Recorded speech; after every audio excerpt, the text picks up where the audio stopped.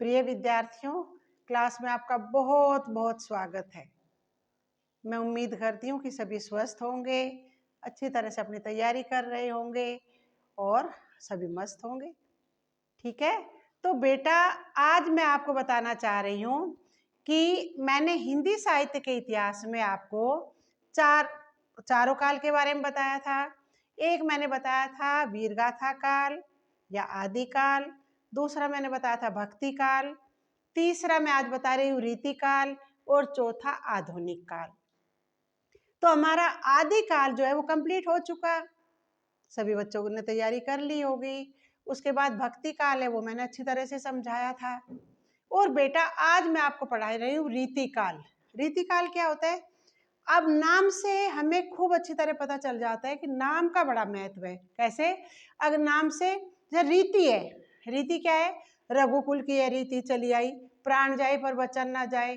तो रीति होता है एक परंपरा, एक शुरू से चला आ रहा है ना, एक रीति एक प्रचलन है।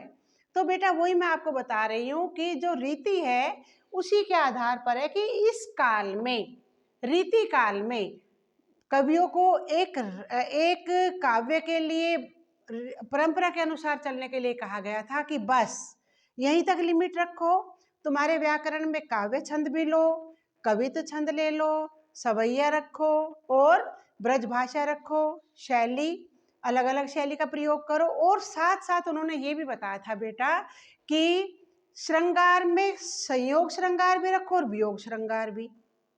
किसी भी कवि ने वीरता की बातें नहीं लिखी, कोई वीरता पर काव्य नहीं लिखा। केवल केवल और केवल किसने लिखा है? केवल लिखा है घनानंद जी ने। ठीक है, या हाँ घनानंद जी ने लिखा है, बल्कि इनकी कविता इतनी नहीं चली थी ना, फिर केशव दास ने लिखा था। कैसा काव्य? बहुत वीरता की बातें।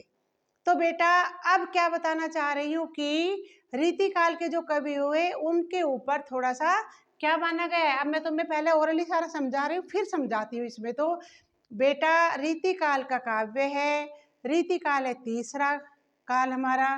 पहला था वीरगाथा काल, दूसरा था भक्ति काल और तीसरा है रीतिकाल। अब रीतिकाल 1643 से 1843 यानी कि 200 वर्षों तक का समय दिया गया है ना। तो इसमें क्या हुआ?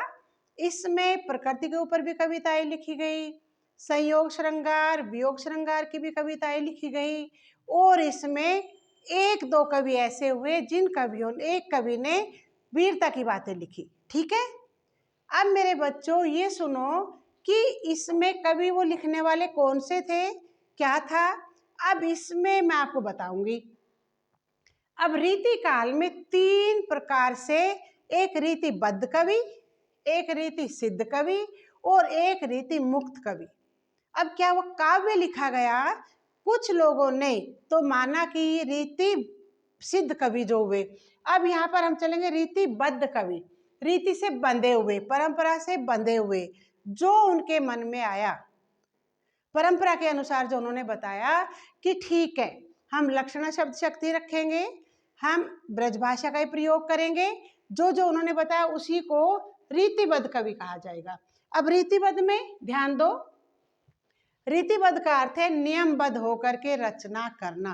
केवल जितना तुम्हें पाठ्यक्रम दिया गया है, जितना तुम्हें सिलेबस में बताया गया है कि बस रीति के अनुसार ही लिखो। उसमें क्या क्या होना चाहिए? उसमें लक्षण ग्रंथों की रचना रखो, इसमें श्रृंगार रस ले लेना, इसमें भाषा की प्रधानता रखना, ब्रज भाषा की और मुक्तक छंद का प्रयोग करना। इसमें केवल रीति के अनुसार बांध दिया, जो हमारी परंपरा है वहीं तक सीमित रहो, इससे आगे बढ़ने की आवश्यकता नहीं है। उसमें कौन कौन हुए? अब उसमें मैं ये बता दूंगी कि दो कवि थे, चिंतामणि त्रिपाठी और केशव दास। ये किसमें थे? रीतिबद्ध में। बेटा रीतिबद्ध का मतलब है रीति के अनुसार बंधे हुए, नाम से पता चल रहा है। और रीतिबद्ध की एक बात क्या है कि जो परंपरा में कविता में पहले से चला आ रहा है कि बस केवल इतना ही व्याकरण लो, उसमें क्या शब्द शक्ति है, सवैया है, छंद है, कवित्व है और भाषा कौन सी? ब्रज भाषा है, बस यहीं तक सीमित रहना। तो इनमें क्या किया, इन्होंने मुक्तक शैली का प्रयोग भी कर लिया और साथ साथ ये दो कवि हुए, बस इन्होंने सेम जो बताया गया था उसी का प्रयोग किया। ये हैं चिंतामणि त्रिपाठी और केशवदास, ये क्या थे, रीतिबद्ध कवि। ठीक है बेटा, इसके बाद ये तो समझ आ गया ना रीतिबद्ध। अब चलो रीति सिद्ध कवि। रीति सिद्ध का मतलब क्या होता है, किसी चीज को सिद्ध करना। क्या रीति सिद्ध है, रीति के अनुसार इतना करो, लेकिन अगर मैं उससे भी अच्छा लिख दूं, अगर मैं थोड़ा सा इस्तेमाल करके और व्याकरण ले लूं, उसमें छंद वगैरह और ऐड कर देता हूं, अगर मैं उससे भी अच्छा लिख दूं तो क्या हो जाएगा, रीति सिद्ध कवि। हम सिद्ध करके दिखा रहे हैं, रीति से कुछ ऊंचा ही कर रहे हैं, रीति से नीचे, उसमें ये नहीं कि गिरावट ला रहे बल्कि उसको और ऊपर उठा रहे और अच्छा काव्य लिख रहे हैं। तो बेटा ये हुए रीति सिद्ध का अर्थ है कि किसी नियम से ना बंधकर उत्कृष्ट काव्य की रचना करना, और इसमें श्रृंगार रस की प्रधानता देना, प्रकृति की प्रधानता देना, प्रकृति के काव्य लिखना, उसको अधिक प्रधानता देना, संयोग और वियोग श्रृंगार ले लेना, है ना। तो इसमें क्या किया, इसमें उन्होंने ये कहा कि मुक्तक शैली लेंगे, भाषा ब्रज भाषा लेंगे, और साथ साथ उन्होंने कहा है कि जो हमारी जो काव्य होगा वो रीति सिद्ध कवियों से, रीतिबद्ध कवियों से ऊंचा होगा, हमारा स्टैंडर्ड और ऊंचा होगा, हमारा काव्य ज्यादा अच्छा होगा।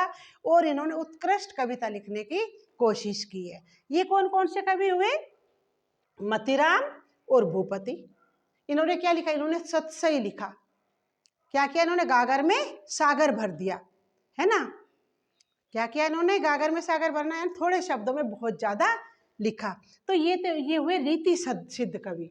इन्होंने सिद्ध करके दिखाया कि रीति के अनुसार जितना काव्य है वो तो हम लेंगे ही लेंगे, लेकिन उससे आगे बढ़ करके जो हम काव्य कराएंगे वो उच्च कोटि का होगा, वो और अच्छा होगा, और हमने थोड़े शब्दों में ज्यादा करके दिखाएंगे। वे हुए रीति सिद्ध कवि। ठीक है, अब चलेंगे हम, अभी समझ ये चलेंगे रीति मुक्त कवि। रीति मुक्त क्या है, रीति मुक्त है रीति से बिल्कुल अलग होना, स्वच्छंद होना, स्वतंत्र होना, है ना। रीति मुक्त होना, भाई हम किसी की बात नहीं मानते, हमें तो केवल काव्य को लिखना है, और काव्य को लिखने के लिए हमें क्या करना है, इसका मतलब उन्होंने दिखाया कि बस ना तो परंपरा पर आधारित रचना करेंगे, बल्कि स्वतंत्र मनोवृत्ति के आधार पर जो हमारा मन करेगा अच्छे से अच्छा काव्य लिखेंगे, चाहे वो वीरता पर हो, चाहे वो प्रकृति के ऊपर हो, चाहे वो संयोग वियोग श्रृंगार के ऊपर हो, ब्रज भाषा में काव्य लिखेंगे, लेकिन लिखेंगे स्वच्छंद रूप से, स्वतंत्र रूप से। तो इन्होंने मनोवृत्ति के आधार पर प्रेम की व्यथा का वर्णन कर दिया। यह है रीति मुक्त कवि घनानंद और आलम। कौन से हुए, ये हुए घनानंद और आलम, ये दो कवि हुए। तो बेटा एक बार सुनो, मैंने बताया आपको कि रीति काल जो है, रीति काल 1643 से 1843 तक का समय रहा।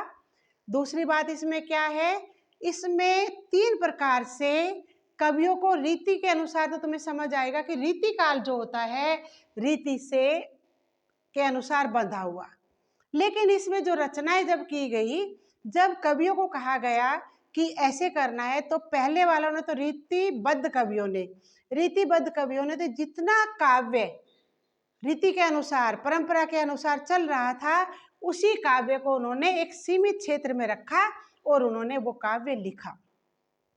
अब उसमें उन्होंने क्या क्या लिया, लक्षण ग्रंथों की रचना भी कर दी, नियमबद्ध रूप से रचना करते रहे, जो कहा गया था वही माना, और श्रृंगार रस का प्रधानता दी, ब्रज भाषा को माना, और मुक्तक शैली का प्रयोग कर दिया, है ना। लेकिन कुछ कवि फिर ऐसे भी तो हुए, ये तो नियम से बंधे हुए थे, इनको तो सिलेबस दे दिया, भाई इससे आगे तुम काव्य ग्रामर में नहीं लाओगे। लेकिन बेटा कुछ ऐसे भी तो फिर कवित्व छंद है, दोहा छंद है, वे कहाँ जाएंगे। तो अब क्या किया, इसके बाद आए फिर रीति सिद्ध कवि। इन्होंने कहा कि हम रीति से बंध के कोई काम नहीं करेंगे, हमें केवल नियम मत बांधो हमारे साथ, नियम बंध के हम नहीं करेंगे काम, हम उससे उत्कृष्ट करेंगे और उससे अच्छा करके दिखाएंगे। तो उससे अच्छा करने के बाद उन्होंने क्या किया, उन्होंने व्यंजना शैली को ले लिया, उन्होंने ब्रजभाषा के साथ साथ काव्य को और अच्छी तरह से रचने की कोशिश की और उन्होंने उत्कृष्ट भाषा में लिखना शुरू किया ताकि लोगों को और अच्छा लगे और रोचक हो और उसको वे ध्यान से और ज़्यादा पढ़े। ये कौन हुए, रीति सिद्ध कवि। अब ये कवि कौन कौन से हो गए रीति सिद्ध में, मतीराम और भूपति, इन्होंने गागर में सागर भर दिया। अब इसके बाद तीसरे जो चले हैं रीति मुक्त कवि।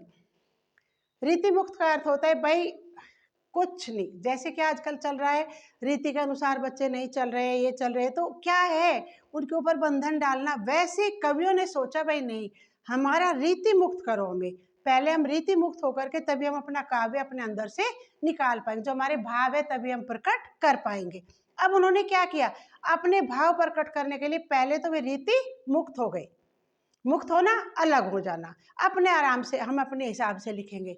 फिर उन्होंने क्या किया, उन्होंने छांटा कि भाई हम तो क्या करेंगे, परंपरा पर आधारित नहीं रहेंगे, स्वतंत्र मनोवृत्ति रखेंगे, प्रेम की व्यथा लिखेंगे, प्रेम की व्यथा संयोग भी लिखेंगे और वियोग भी लिखेंगे। और बेटा शैली वही रख ली, ब्रजभाषा रख ली, श्रृंगार और वियोग दोनों रस रख लिए। तो बेटा उसी आधार पर फिर इन्होंने ये दो कवि हुए रीति मुक्त कवि, घनानंद है तो बहुत सारे, लेकिन रीति मुक्त कवियों में घनानंद और आलम, ये दो कवि हुए, ये कवि लिखे गए प्रमुख कवि। तो मेरे विचार से बेटा आपको ये आज का ये क्लास में जो बताया गया है रीति काल के बारे में, जो मैंने आपको समझाया है, मेरे विचार से आपको समझ आ गया होगा। तो जब तक आप मेरे चैनल को सब्सक्राइब कीजिए, वीडियो शेयर कीजिए, और कल चलेंगे, अगली क्लास जो होगी वो होगी आधुनिक काल की। ठीक है, तो आपका बहुत बहुत धन्यवाद।